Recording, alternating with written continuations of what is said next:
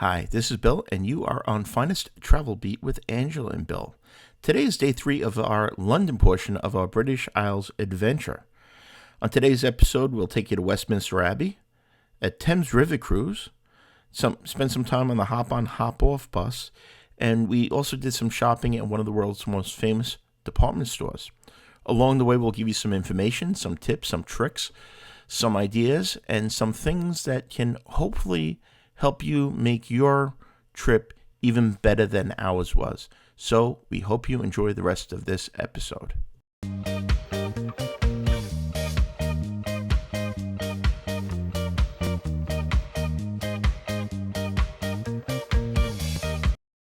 Well, welcome back everybody, and thank you again for watching.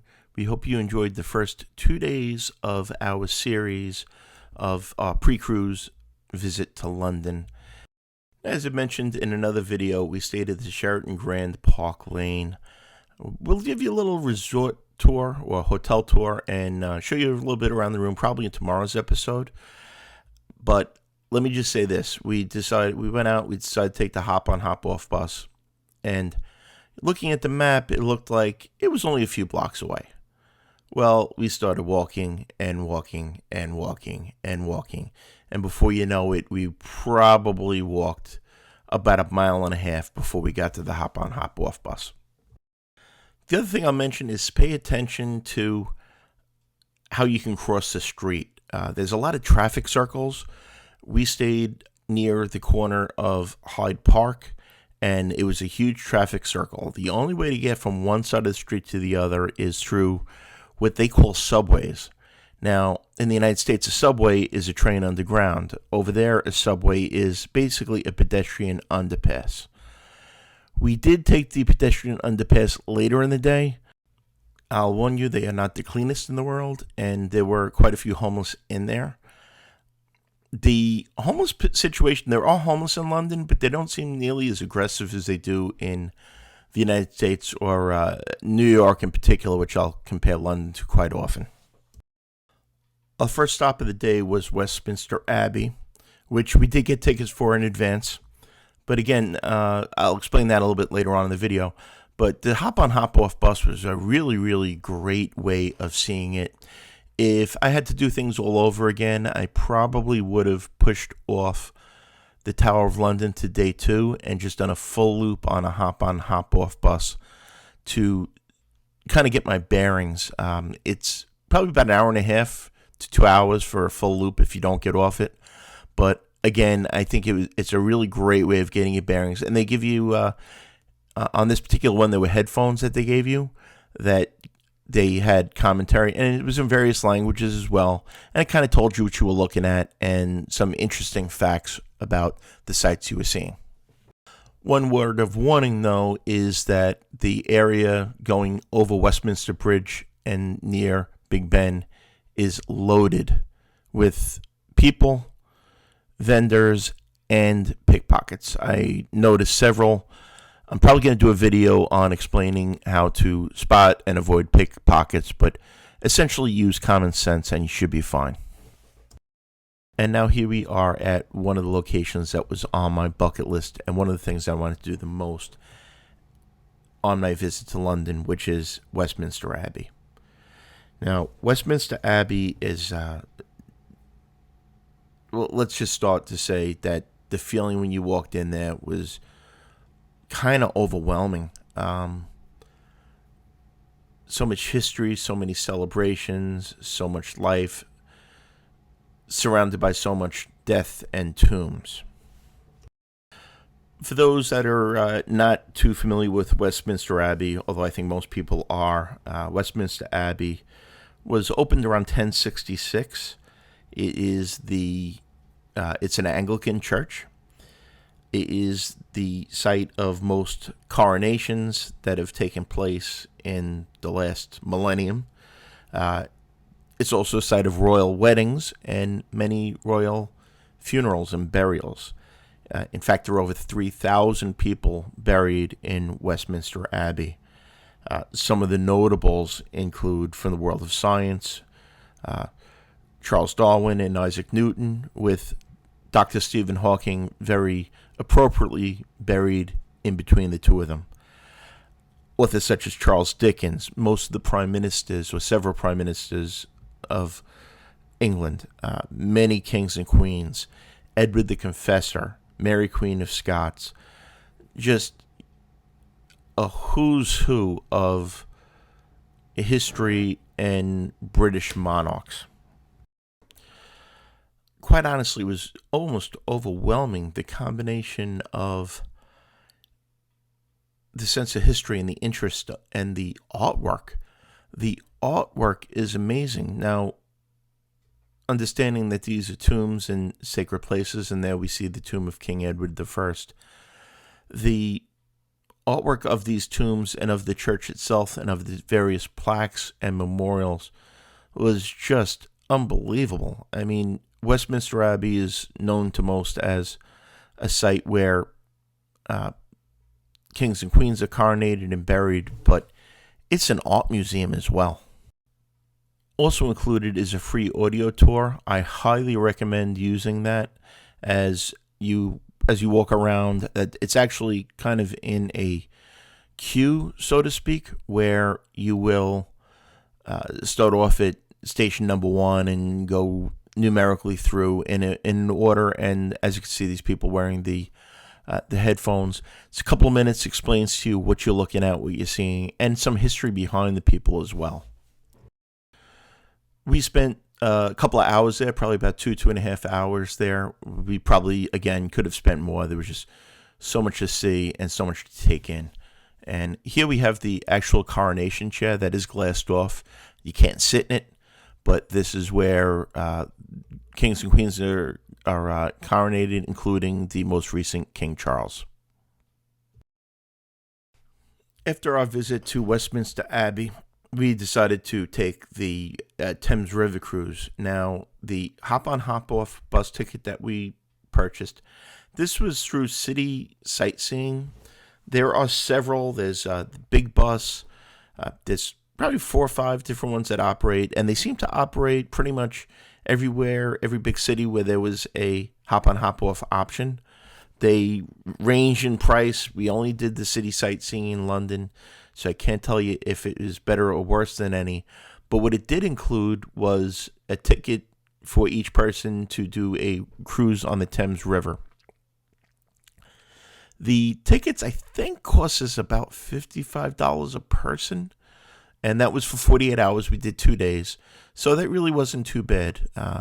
Embarkation for the boat ride took probably about 20 minutes or so, a little bit slower getting the boat there than I thought it would take, but trust me, it was worth it. One of the interesting things we learned is that the Thames is actually a tidal river, which means that it's very much affected by the rising and falling tides. So much so that, as you can see, we're actually going past County Hall right now. If you look on the top of County Hall by the roof on the right side, you see those little green porticos. That was actually the room we had for our last night in London. I'm going to do a full video on that. You'll see what that room is like, and I will also tell you how we were able to afford it. But as you can see, the water is rushing out right now, going towards low tide. It's quite an amazing current. We are now going under Westminster Bridge, which the captain had told us, or the tour guide had told us, you see where the water line is there? It actually goes all the way up there at high tide, and the ships wouldn't be able to get in there and turn around by Big Ben or the Parliament. He stopped the ship. As you can see, the London Eye there is one of the largest Ferris wheels in the world. We didn't get a chance to do that. We're going to go over probably on the last day the things that we would like to have done and would do the next time we come back to London. But as you can see right there is Parliament and the Elizabeth Tower or Big Ben in the background. He was telling us that the tides are actually very high, that they had to close the walkway that goes right next to Parliament because it was flooded out the day before. But the day we visited was absolutely beautiful. And again, as you can see, we had bright sunny skies, temperatures in the 80s, actually a little bit warm. Very, very unusual for London. and particularly in September. The boat had stopped here so that we could hear the chimes of Big Ben, which we did, but unfortunately, due to people that were talking on the boat and also the glass, we really couldn't hear it. It's the same thing with the audio. I was hoping to share a little audio of the narration with you. They did a fantastic job. The tour guide was spoke the whole time, explaining things on both sides of the river. Again, almost like the hop on, hop off bus. This guide was actually very, very good. Explaining life on the river, the history of the river, the history of London Bridge. How, as you may or may not know, London Bridge is not the original London Bridge. The original, or one of the original London bridges, is actually in Lake Havasu City, Arizona. Then you can see St. Paul's Cathedral Dome. I'm really disappointed. Didn't have an opportunity to go to see that magnificent building, but you have to make choices, obviously. But again, this tour guide was amazing. He really explained a lot to you. Piece of advice: if I was doing it all over again, I would do the hop on, hop off bus, one full circuit on day one, and then probably get on the boat to take the Thames River cruise, the sightseeing cruise. A pretty good spot to get both is near the Tower of London. If you are at the Tower of London, kind of walk up the hill to where they actually kind of did the executions. There's a bus stop up there. There's a couple places we can get the hop on, hop off tickets. And then also down next to the Tower of London on the Thames is one of the embarkation and debarkation spots for the river cruise that goes, it's a one-way river cruise, so it goes, I guess it would be eastbound or westbound on the Thames River. And as we pass under the current inclination of London Bridge, luckily for us, it was not falling down. You can hate me in the comments below. And following that up with typical great timing, if you're enjoying this video, please give it a thumbs up, hit that like button, leave us some comments of your thoughts, and certainly subscribe to the channel if you're enjoying this. This is the third in the series, and we will have all other videos on Dublin, Edinburgh, Glasgow, Paris, all other places that we visited on our Regal Princess British Isles cruise. Now, as you can see up there, again, London Bridge, not London Bridge, Tower Bridge. As I explained in the first video, London Bridge is the plain one. Tower Bridge is the really cool one. Now, after this, we stopped off at a pub for a little bit of food and a pint. Things are done a little differently in most of the pubs there. In general, you have numbers on your table, and then you walk up to the bar, you place an order, you pay there, and they bring the food to you. There's really not a whole lot of waiter service. This is pretty cool, the way he's hand pumping the beer there. Very neat. Wait, how did we end up here? Anybody knows Angela and I love my pubs, and Angela loves her shopping. Her email address she's had forever actually has Mole Rat right in it. But this is probably, I don't know if I'd say the world's most famous department store, but pretty close to it. This is Harrods. Took us a while to get there. We ended up doing an Uber. We were exhausted. This is just, again, overwhelming. This area right here is their sweet shop. They had more types of chocolates, more types of sweets than any place I've ever seen in my life. Not loving that they had the Christmas stuff out in September, but it was just, pardon the expression, we were like kids in a candy store. They had floors and floors and floors of merchandise. You put it on a level with Bloomingdale's or Saks Fifth Avenue, which I've been to both of those. This one just seemed almost more over the top with amazing stuff. I mean, one of the things we noticed was a $10,000 hobby horse. Here there's a full food section where you can get hot foods, cold foods, to go, or I guess to eat in. There's some tables and stuff, but huge and very popular. It looked like a lot of people stopped there and grab dinner or their food to go. This section over here is just kind of a pasta station. Absolutely amazing. And then on the other floors, they had pretty much any high-end type of shopping you want to do. Little above our budget and price range, but it was just really, really fun to walk around in and to see and to just, take it in. They had a whole bakery section. There was just baked goods you could get to go. A couple of things from Harrods food section did end up in our luggage on the way home. We probably would have gone nuts if we didn't have to worry about weight and luggage for the flight home after a couple of weeks. Just incredible. And as you can see, Angela's, she's a little happy right there. The store is so big that we actually went upstairs to check out some of the other non-food related goods and kind of got lost. Couldn't find the escalators going down. There's a lot of little shops, a lot of little areas that are specialty to, Coach or Mont Blanc or Gucci or Fendi. And they kind of create like almost little stores within a store that we actually had to ask for directions to find the escalator to get out. As we walk you around a little bit more through Harrods, so you can kind of see for yourself the types of shops they have. After we left here, we ended up walking back to our hotel. It was probably about a mile. Again, a very walkable city as long as you understand that. Look at your Google Maps app on your phone rather than on an actual map. Particularly the touristy sightseeing maps, it seems like things are right next together. They're not. So kind of judge. Most phones have apps where you can put in, with the walking time, directions, and things like that.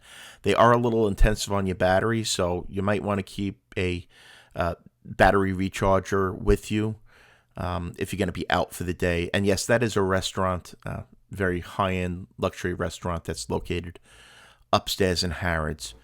But after we left Harrods, we decided to call it a day, kind of early.